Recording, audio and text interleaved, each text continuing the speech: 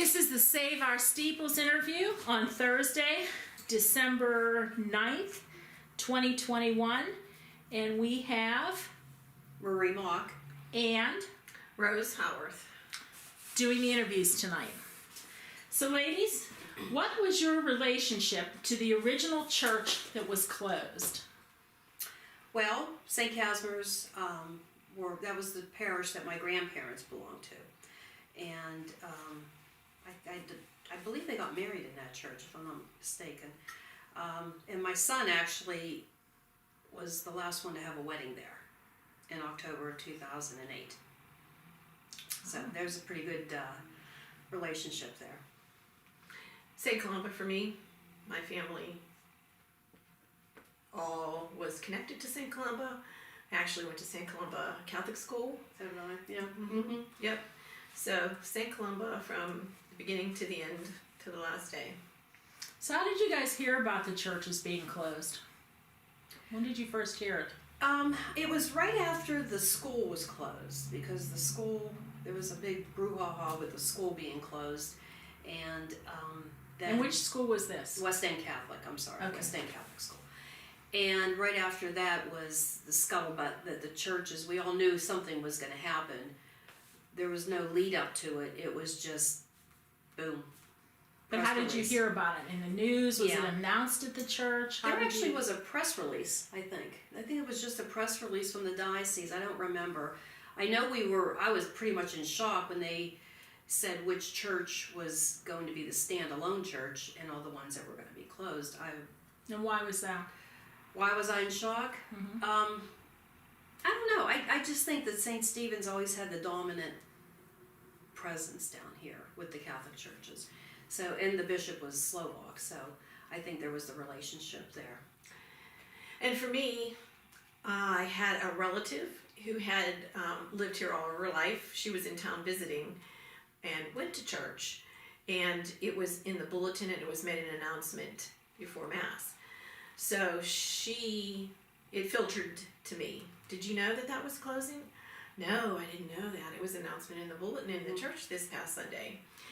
So I think how it got to the news was we took that bulletin. I said, can I have a copy of that? And we took it to Yash and I, John Slezak and I, took it to WJAC. And then we wanted to get the news out. We were pretty distraught or upset about it all.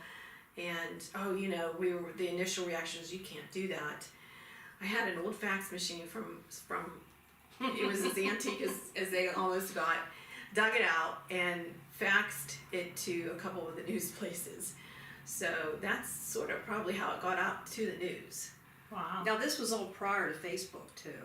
So it was phone calls, everybody finding out what the heck's going on, why they closing, this, that, and the other thing, called the diocese. And what did they tell you is the reason why? they really didn't say. They just said it's, the parishes are all shrinking, everybody's dying off, there's not enough people. And the thing that really, I think, struck us was that they were all in such financial, shape. They were just in really bad financial shape. And I knew better than that, because my in-laws, which I didn't think about that, belonged to St. Columba. And my mother-in-law said, we're not in bad financial shape, and neither was St. Rochus. And I don't think Immaculate Conception was either. So that was a big lie. One of the many lies, I will say. One of the beginning of the lies. That was their easy way of saying, declining population, not enough people, and then they were all in bad shape financially. And that was not true. So after that announcement then, you guys were fundamental in starting the Save Our Steeples project. So let's talk a little bit about that. How did you get that started? What was the impetus for that? What was your plan initially when you started this? We had a couple conversations between us, and I remember Marie saying, we have to do something. We do. And I said, yeah, I think we do. So that was in 2009, and Marie and I had either just ran or were planning to run for city council. So we were doing all kinds of things with the West End Improvement Group. And so we were connected to the public a lot. So we called a meeting. And we actually used the place where we met with First West End Improvement Group at Grace Lutheran in the West End. That place was standing room only. Yeah. So how did that message get out when you say you called for a meeting? How did you publicize that meeting? Through the media. And then through phone calls and just round up people. And because everybody was up in arms, basically. It was just, it spread like wildfire. And we got the word out. And that's what's funny, because before social media, if this happened during now, I mean, with the way social media is, it would have been easy. But this was actually, it was like amazing how quick everybody heard about it and came and talked. And we didn't know what we were going to do. To be honest with you, we had no clue. We were just in shock and said, we're just going to fight this and try to figure out what we're going to do. Then when it came to the point where we realized, you know, the diocese is a little bit more powerful and they could care less about petitions and they could care less about anything else. They just said, this is what we're going to do. So we went to Plan B. So what are you doing with this standing room only crowd that showed up at your first meeting? Well, everybody wanted to talk about how to get the churches not to close. That was the initial thought process. And we knew that couldn't happen. But we were still willing to try. We wanted to try everything. So everything became interviews on the news, continued meetings, trying to meet with the diocese. Marie and I actually crashed a meeting once with the We bishop. were asked to leave, yes. And where was this? St. John's. St. John's, their activities thing. And all the priests were there and all the finance people from all the churches, and we just sort of walked in and just sat down. Nobody knew we didn't belong there until they started asking, saying stuff, and we just sort of stood up and just started getting a little Mouthy? Mouthy? Yeah, mouthy is a good word. And then the bishop said, you need to leave, and you need to leave now. And nobody's to say anything until we're gone, and if it comes to the point where we need to be escorted out, we will be. He did let us say our piece. But that wasn't really, I don't know, I think he just sort of... He was appeasing us. He just said, okay, you two crazy women. But yeah, so, I mean... So what was your plan B? Well, once we realized we weren't going to stop... I mean, I put an ad in the paper. We put remember that 5x7 ad in the paper, and it was nasty, sort of, let's stop this right now, we can't, and it didn't work. So Plan B, we thought, well, we're not going to stop the closures, but we can try and figure out what to do so that the buildings don't turn into parking lots. We had to find a reuse for them. There were churches, I believe, up north. I'm not trying to think which church, if it was in Lilly or somewhere, where they just went in and just tore it down. St. Emmerich's, all of a sudden, just one day I drive by and it's there, and then the next week we go by and it's not there. And it was just gone, completely gone.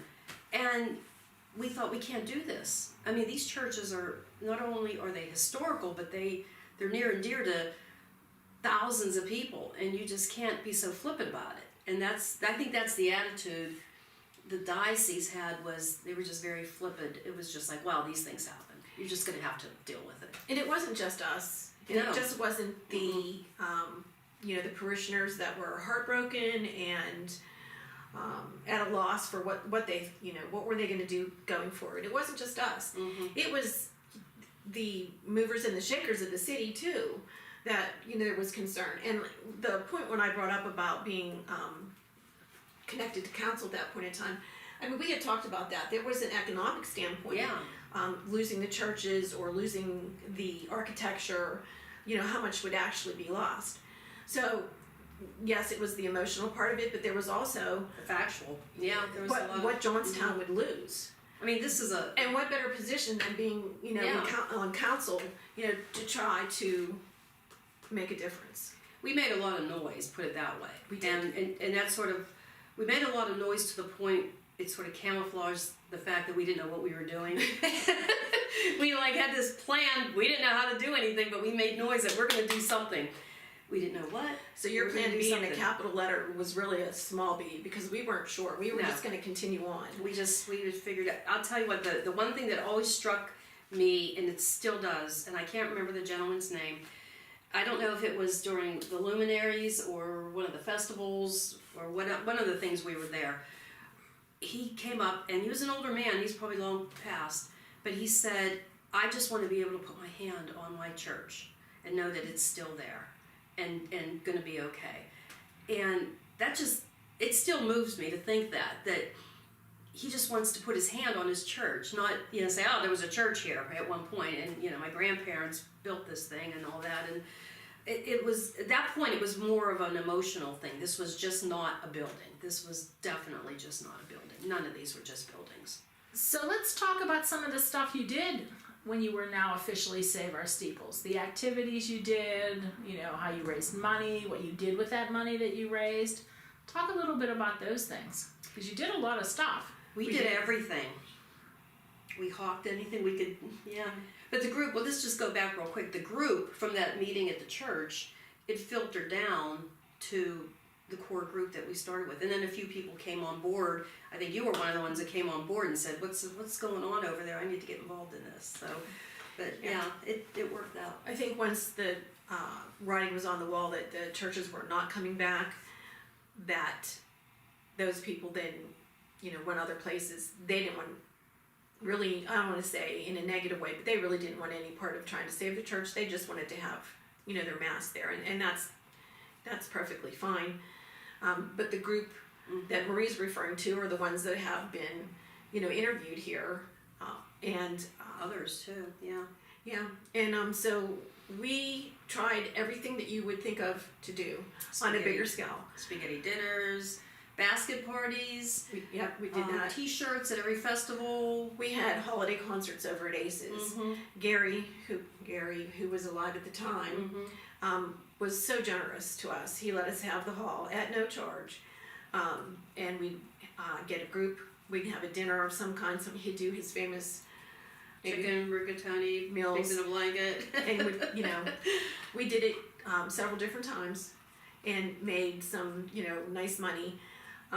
Then Rosemary Pulaski was instrumental in getting people together for shows, and we just shows when you're talking about at the Grand Hall. Yeah, At Immaculate Conception. At that point in time, it was still Immaculate Conception. The church pews were still there, and Rosemary reminded me there was no heat in the church. I forgot about that. Yeah, there was no heat, and the church let us, or the diocese let us use that. I think because they saw the wave of frustration, and they didn't want to, I don't think, antagonize any more than they already did with everybody. So they said, "Yeah, go ahead, use it, but you're not going to have any heat." Yeah. So we already bundled up and had the concerts, and then we thought, well, we'll plan a little bit better and have it more in the spring and summer where it's not so. So we had several. They were connected to Christmas, which I think might have been our first one. The first one was Christmas. And then we would have one in the spring. We had one for Memorial Day, which was connected patriotically. Mm-hmm.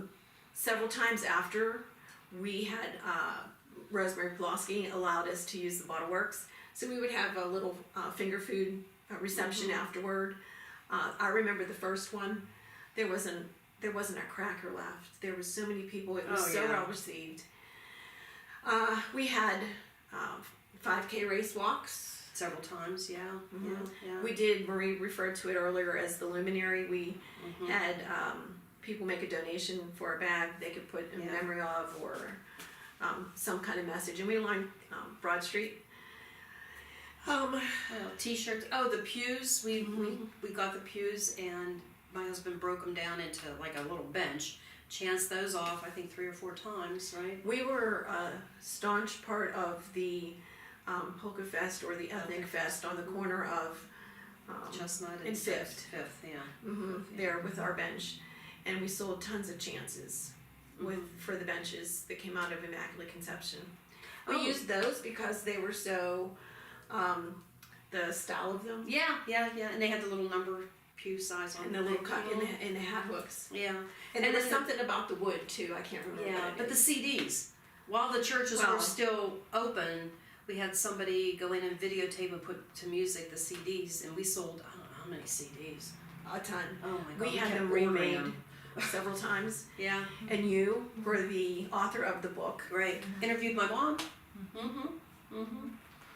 Yeah, so we raised, I think, I added it up one time, and it was well over $35,000. Well over 35. From donations, we did get some money from Jaw Home, but we got money from everything that I don't think there was any kind of grants. We had a grant from the Community Foundation. But I think that was just for It was for the charrette. charrette, yeah. I was gonna say, let's talk about what you did with the money and how Well- you used the money to try and repurpose the churches. So we were announcing we were having a charrette. What's a charrette? It's a study. It's a study to find out what the possibilities are. And that was held at the Bottle Works, and it was quite exciting. There was I think we're going around here, there was such a lot of people that wanted to do this stuff, but in actuality, the questions we heard a lot was, who's going to pay the gas bill? Who's going to pay the electric bill? Those are big buildings. How are you going to do that? That's never going to happen. It went on, and Marie and I never tell us it's never going to happen or say no when We'll cross that bridge when we come to it. We'll Right. figure it out. We did. Yeah, so that was part of the study. And to have these people, they did this for a career. They did the engineering and the architectural and the artists and the historical. And they came in and they had some really terrific ideas. Some were a little bit, Well, some of the ideas were a little bit far-fetched. But it was a possibility. Yeah, but some of the parishioners, the climbing wall, Well, in Immaculate Conception, they were like, and I was thinking, And there's that's no true. way we were going to do that. That had to have been the craziest one there was. and that's true. But I think that was a turning point that other people knew that and believed that and had done that in other places. Maybe not with churches, but something else. That it was really a possibility. It was really something out there. So I think that spurred us to continue on. Yeah. And just bought time. I've always said that I think what we were doing, even though we didn't know what we were doing, we just kept raising money and extending, moving things a little bit. We were putting these churches on life support until we could find somebody. So let's talk about when the diocese finally drew the line in the sand and said, we have to get rid of these churches. I remember they said, no more. We thought you were going to buy them. Now you're not going to buy them. And that was never ever said. We No. were always clear from the very beginning. We were trying to find a home for them. Not our home, but we were trying to find a home for them. And So they gave the deadline. You've got to get somebody to take these churches over. Talk a little bit about 1901. well, They turned us down. Yeah, We wanted to have a concert there. We wanted to go ahead and have another one. They said no more. they what I just basically said, pulled the plug on that. The diocese. the diocese did. You've had enough time. Right. So 1901 had sort of been in the works. We had known about that. We knew that they had the 501c3, In Jennerstown, they had the church there. and they were interested in St. Columba, is what they were. And Dave Hurst, I had been in contact with him a couple different times about some of these things, and I said I'm going to call him and I'm going to ask him if he would be willing and able to take all the churches under the 501c3 for 1901, because our backs were up against the wall. We had no other. Nobody else stepped up, even gave a glimmer of consideration. So that was the only plan and as much as we probably, in hindsight. didn't think that was the appropriate one now, thinking how things are going or went. But at the time, we had no choice. We literally had to just say, we have to move on this. Initially, It worked out okay initially, and then it just started creeping a little bit different than what we thought. But and yes, another thing that we did to raise money. Now that we're now it's the Grand Hall. We had a bingo there. oh yeah, a couple bingos. Well, and the roller skaters. Oh And the music yeah, and the yeah, DJ. yeah. I was thinking that probably was Yeah. one of my. We should be professional fundraisers. We really should. Yep. You literally spun straw into gold in a lot of ways. Yeah, we did. It just worked out that way. And the monies that we raised weren't just used on the charrette, because now we're at the point where the name has changed. We're somewhere in around that area, and there were things that needed immediately done. And we did the handicap. We paid for the handicap entrance because that was a big deal. The fire company wasn't too thrilled with some of the things, and we had to fix some of that. And for safety you had to bring purposes, the building up to code. as much as we could without spending millions of dollars. another thing that we did was help with the heating and the air conditioning units. So it just, when there's a will, there's a way. When everybody's saying, "How are you going to pay for this heat?" We figured it out. Yeah, It was figured out. There was a lot of bartering with a lot of different groups, businesses, that, hey, can you help us out here a little bit? We only have this much to spend for this and that, and it worked out good. So once 1901 took over, was that when Save Our Steeples kind of dissolved? We turned into the Friends of Steeples project. We became like the auxiliary unit, which, like, if you have a fire company, you have the fire, and then there's the ladies auxiliary that has little bake sales and raises some money. That's what they wanted us to be. And we wanted to. Yeah. We wanted to. And we wanted to have a fundraiser in the Grand Hall. But I think the kicker for us was when they were asking us to pay rent for that event. Like, pay rent for something that we're raising money for you. We're going to give you all the money. We're going to give you all the money that we raised. Why are we paying rent? It just seemed, that was sort of like the you guys did a great job. We appreciate it, but see ya. We don't need you right now to do what you're doing. Exactly. So let's fast forward now. So one of the churches was sold. St. Casimir was sold to Stella Property Management. How do you feel about what's happening at now the Casimir Cultural Center? I think ecstatic. Because this is now in the hands of a for-profit organization. Yes. And it's amazing. Like I said, that was my grandparents' church. So when I walk in there now, and especially the floor-to-ceiling stained glass, it's just like phenomenal. And I just know my grandparents would be just thrilled to see what they've done in a very respectful, dignified way to celebrate the history and what all happened because of that church. I mean, the church is there. And I just take pride in knowing that we did this. You, me, Rose, everybody that worked on this, we all had a part in this. We all did what we could. And I remember when Chad first came to one of the things that and I remember he was standing up by where the front pew was with his cousin Janine, and he just looked, and his head was just like spinning, like around, saying, "I've never seen anything this pretty." He said, "What we could do with this," and I thought, "Hey, you want to become part of our group?" And even at that point, I'll say, I'm still going along with this. I'm still enthused about doing all the activities and dealing with everything. But there's still in the back of my mind, I'm going, I don't know.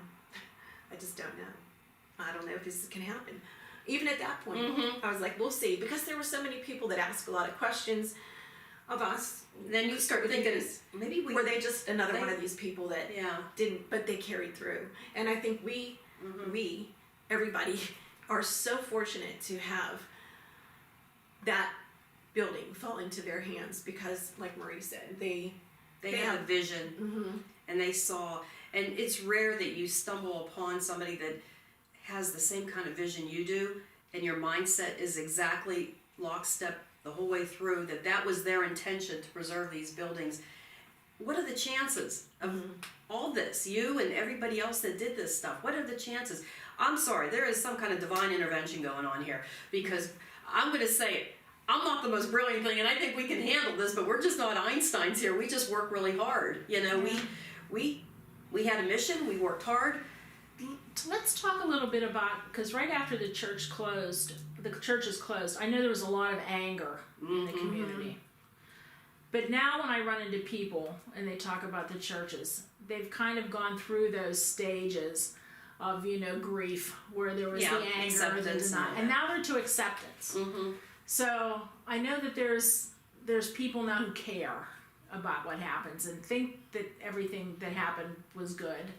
Do you ever hear any positive feedback ever? Do All the people time. ever talk about how thankful they were that Save the Steeples was there? I hear it all the time. No, I think a lot of the times in the general public. Well, they think it's and I it's think that's different, part yeah. of why we're doing this. Yeah, it's people that know us personally and knew at the very beginning Right. will say, wow, you guys really did Right. a good job. But somebody just coming in off the street who has no idea who me, Rose, you, anybody else, really who we are, will say, boy, that's really nice that, Well, think of if you think about it in a bigger, broader picture of all the other areas that have lost their churches, just a church. mm-hmm. We lost 4 churches, Mm-hmm. right? We saved 3. Yeah. Mm-hmm. In a very small area, not miles apart, I know, blocks 10 apart. blocks. Yeah. Mhm. How likely is that to happen?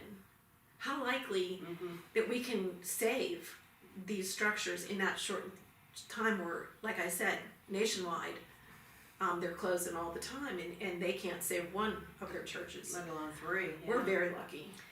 And I just think everything, it is divine intervention. The stars lined up. I don't know what you want to call it, but it just seemed like when we reached a point where it was a roadblock. For some reason, something came around, something happened, somebody stepped in, we were short money on something, and then we got an anonymous donation, and I'm like, oh God, this just saved us. How did this happen? It's just, I think our mission was pure. I think that's what it was.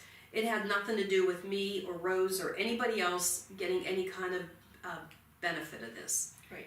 We had no vested interest in any of this other than this was our neighborhood, our family's churches. We weren't investors. We weren't trying to look to see how to.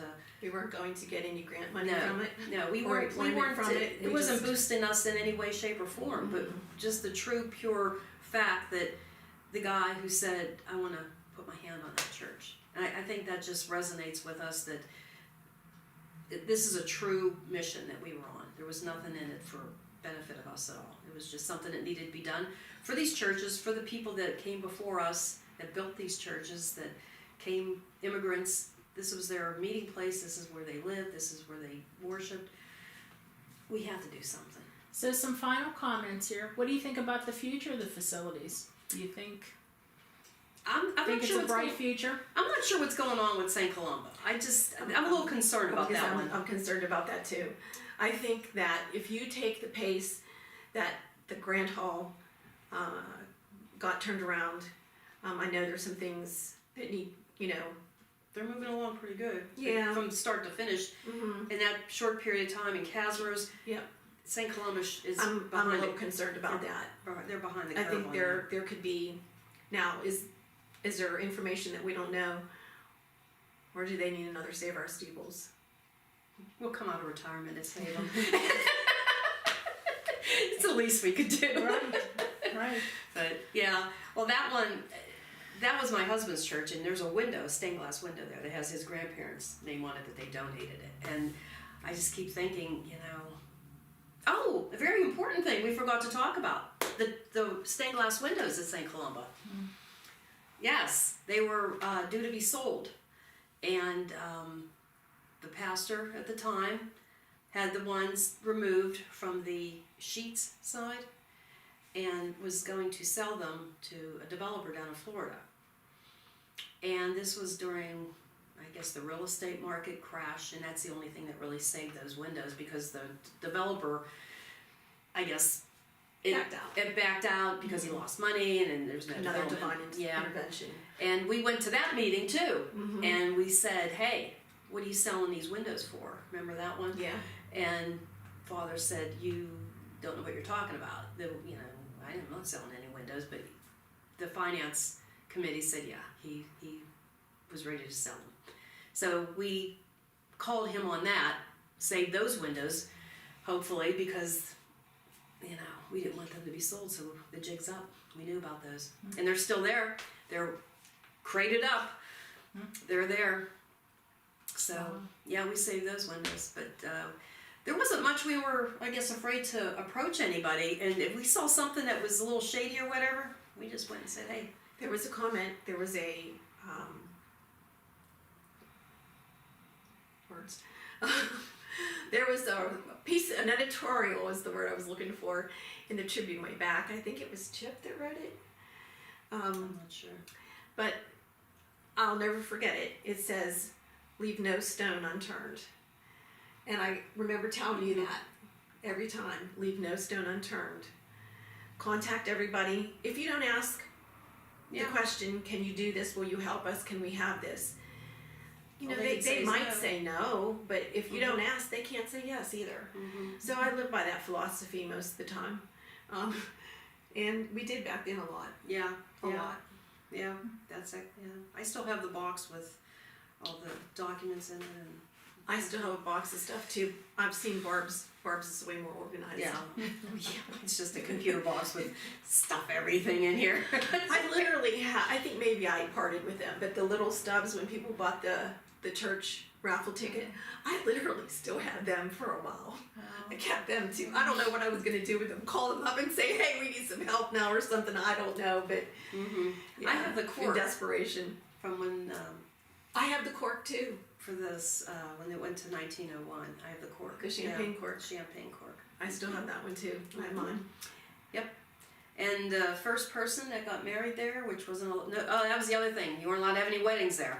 No weddings. And we said, too bad. So there was somebody that a pretty prominent person got married, and there was a nice little wedding there, and yeah, Life goes on. life goes on. You know what I mean? Well, thank you, ladies, for this. Thanks for capturing all this history. Hopefully someday someone will look at this in another place in time and say, well, how did they do it in Johnstown? Let's listen to these interviews and see if we can do it too. And maybe the groundwork you laid will save churches somewhere else. I hope so.